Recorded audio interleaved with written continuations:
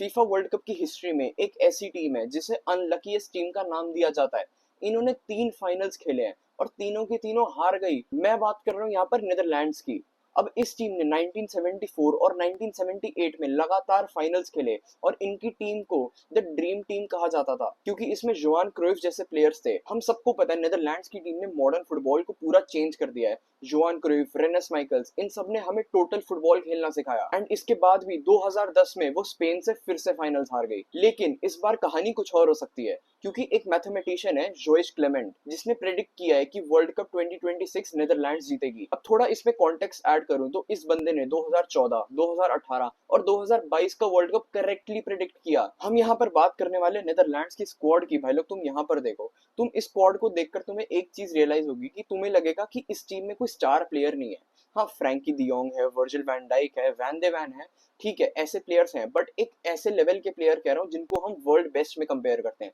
जैसे हम मिडफील्ड की बात करें तो पेद्री, वितीनिया, ऐसे लोगों को हम कंपेयर करते हैं वर्ल्ड बेस्ट में। डिफेंस की बात करें तो गैब्रियल, विलियम सालिबा, ऐसे प्लेयर्स तुम्हें यहाँ पर देखने को नहीं मिलेंगे। बट भाई एक चीज हमने फुटबॉल से सीखी है कि बड़ा नाम होने की वजह से तुम्हारी टीम अच्छी नहीं हो जाती and does not guarantee performance. इस टीम में अगर तुम देखोगे तुम्हारे पास बड़े नामों की जगह ऐसे प्लेयर्स हैं जो एक दूसरे को परफेक्टली कॉम्प्लीमेंट करते हैं। इनके पास स्क्वाड डेप्थ है, इनके पास स्क्वाड क्वालिटी है, इनके पास बैकअप में भी क्वालिटी है एंड यही सब चीजें होती है जो मैटर करती है एक वर्ल्ड कप जीतने के लिए। गोलकीपर्स की बात कर लेते हैं। हमारे पास 3 सॉलिड गोलकीपर्स हैं, मार्क फ्लेकन, रॉबिन रॉयफ एंड बार्ट वर्बग्रेन। अब इसमें से वर्बग्रेन स्टार्ट करेगा एंड आई डोंट थिंक कोई और नाम यहाँ पे आना चाहिए था गोलकीपर्स में। हम यहाँ पर डिफेंडर्स की बात करेंगे। हमारे पास नेथन आके है जो हमारे लिए एक्सपीरियंस लाता है, बंदा एक वर्सेटैलिटी भी लाता है। तुम उसको लेफ्ट बैक खिला सकते हो, सेंटर बैक खिला सकते हो। वर्जिल वैन डाइक है तुम्हारे पास, currently the best defender in Netherlands अभी भी मैं कहूंगा। नेक्स्ट हमारे पास डमफ्रीज है। डमफ्रीज भी भाई बहुत अच्छा प्लेयर है, अभी अभी रियल मैड्रिड ने इसको साइन किया है एंड राइट बैक की तरह अपना रोल पूरा फुलफिल करता है। बाकी प्लेयर्स हमारे पास जोरेल हाटो, वैन हेके, वैन दे वैन और जूरियन टिम्बर है।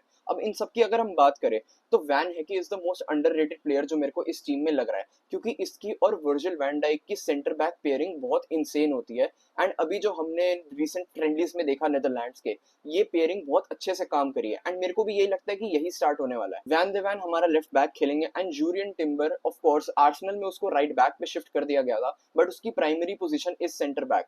बट अगर हम डमफ्रीज को हटा दे तो उसके लिए एक अच्छा बैकअप भी काम कर सकता है यहाँ पर। तो तुम डिफेंस में यहाँ पर देख रहे हो इन लोगों के पास स्टार्टिंग 11 में क्वालिटी है, एक एरियल प्रेजेंस है, एक फिजिकल डोमिनेंस भी है इनके पास एंड इसके बाद इनके बैकअप में भी क्वालिटी है, सेम टाइप ऑफ क्वालिटी जो हमें स्टार्टिंग 11 में दिखती है। नेक्स्ट यहाँ पर बात कर लेते हैं मिडफील्ड की। हमारे पास फ्रैंकी डी योंग है, of course as a Barcelona fan भाई one of the best midfielders. Next हमारे पास रायन ग्रेवेनबर्च है और कूप माइनर है। कूप माइनर की यहाँ पर बात करें तो बंदे ने डिजास्टरस सीजन दिया है इस बार जुवेंटस में एंड अलग अलग पोजीशंस पे खेला है बट एक भी पोजीशन पे क्लैरिटी नहीं दिखी मेरे को उसकी और बहुत डिजास्टरस सीजन था एंड आई डोंट थिंक वो यहाँ पर होना भी चाहिए था क्योंकि तुम इसको हटाकर बहुत सारे और प्लेयर्स यहाँ पर ला सकते थे। जुवेंटस वाला सेम रीजन है, मेरे को नहीं लग रहा नीदरलैंड्स की स्क्वाड में ये बहुत ज्यादा चीजें ऐड करेगा या फिर कुछ क्लैरिटी देगा हमें। नेक्स्ट हमारे पास रेंजर्स है, मार्टिन डेरून है, गस टिल है, सॉलिड टैलेंट है भाई गस टिल। देन हमारे पास क्विंटन टिम्बर है, मैक्स वेफर है। अब मैक्स वेफर को हमने ज्यादातर राइट बैक खेलते हुए देखा है तो डमफ्रीज का एक बैकअप भी हमें वहां से मिल सकता है बट अगर कोमन ने इसको मिडफील्ड में डाला तो कुछ सोच के ही डाला होगा। मिडफील्ड की थोड़ी और डिटेल में यहाँ पर बात करें तो हमारे पास रेंजर्स के अलावा कोई भी ऐसा प्लेयर नहीं है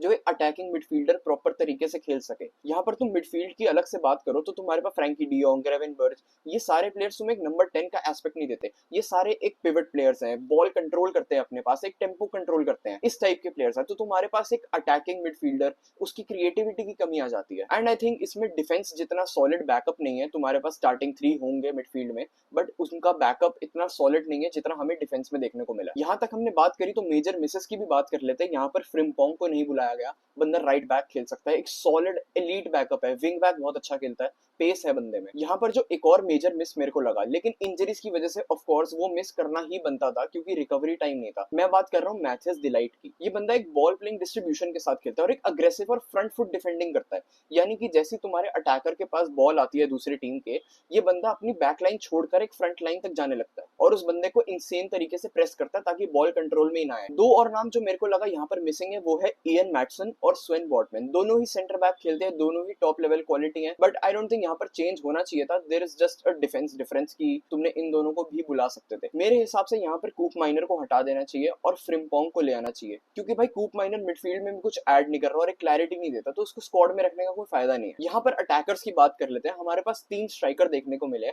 हमारे पास ब्रॉबी है, हमारे पास डिपाई है और वेगोस्ट है।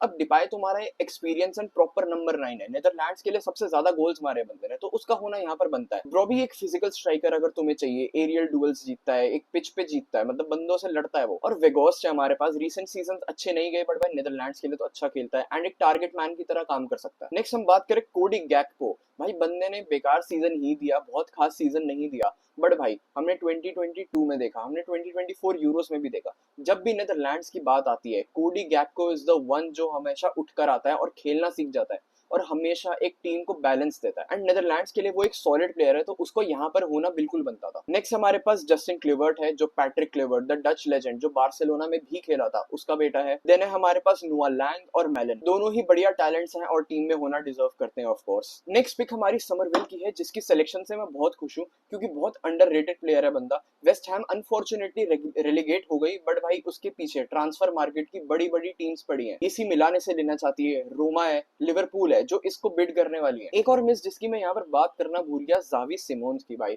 बंदा एक क्रिएटिव अटैकिंग मिडफील्डर भी खेल सकता है, लेफ्ट विंग भी खेल सकता है, one of the major misses है यहाँ पर, बट भाई बंदे को एसीएल इंजरी हो गई तो अनफॉर्चुनेट है थोड़ा। बट अगर वो यहाँ पर होता तो स्क्वाड की इंटेंसिटी और बढ़ जाती। अब यहाँ पर ओवरऑल स्क्वाड की बात करें तो आज तक नेदरलैंड्स ने जितना भी खेला है ब्यूटीफुल फुटबॉल खेला है। मैंने जितना देखा हमेशा ब्यूटीफुल फुटबॉल खेलती है और कभी डिसअपॉइंट नहीं करती इन फुटबॉल एस्पेक्ट्स।